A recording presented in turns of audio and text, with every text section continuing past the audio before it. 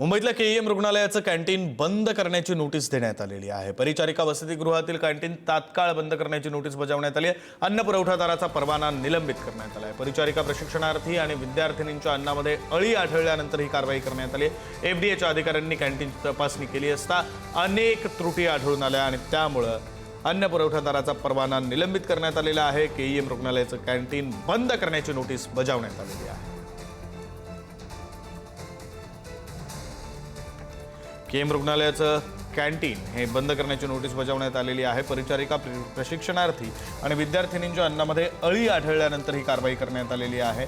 खरं तर एफडीएच्या अधिकाऱ्यांनी कॅन्टीनची तपासणी केली आणि त्या तपासणीमध्ये अनेक त्रुटी असल्याचं या अधिकाऱ्यांना आढळून आलं। त्यानंतर ही कारवाई करण्यात आलेली आहे। अन्न पुरवठादाराचा परवाना आता निलंबित करण्यात आलेला आहे। हे काही फोटो समोर आलेले आहेत, काही दृश्य समोर आलेली आहेत, ज्यामध्ये किती अस्वच्छता आहे हे आपल्याला या फोटोच्या माध्यमातून दिसतं आहे। कशा प्रकारे त्रुटी आढळून आल्या याचा अंदाज आपण या फोटोच्या माध्यमातून लावू शकतो। आपले प्रतिनिधी शिल्पा नरवडे फोन लाईनवरून जोडल्या गेलेल्या आहेत, सविस्तर तपशील देतील। शिल्पा।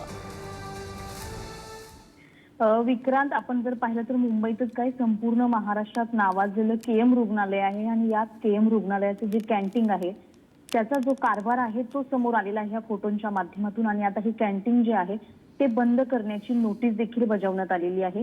केएम रुग्णालयातील परिचारिका वसतिगृहातील कॅन्टीनला अन्न व औषध प्रशासनाने कामकाज तात्काळ बंद करण्याची नोटीस बजावलेली आहे।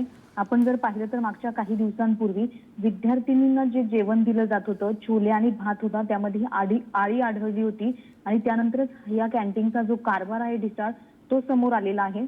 अन्न पुरवठादाराचा परवाना जो आहे तो देखील निलंबित करण्यात आलेला आहे।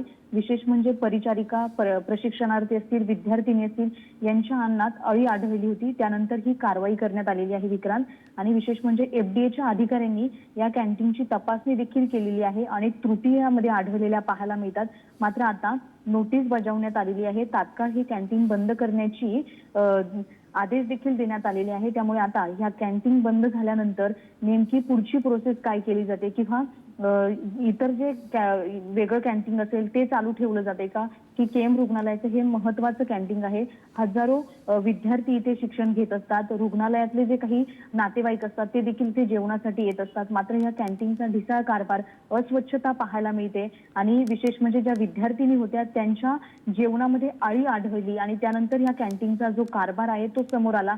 त्यानंतर एफडीएने देखील कारवाई केली तात्काळ आणि आता थेट नोटीस बजावण्यात आलेली आहे। त्यामुळे आता हे किती दिवस कॅन्टीन बंद राहते हे पाहणं देखील महत्त्वाचं असेल विक्रांत। धन्यवाद शिल्पा दिलेल्या सगळ्या सविस्तर तपशिलांसाठी।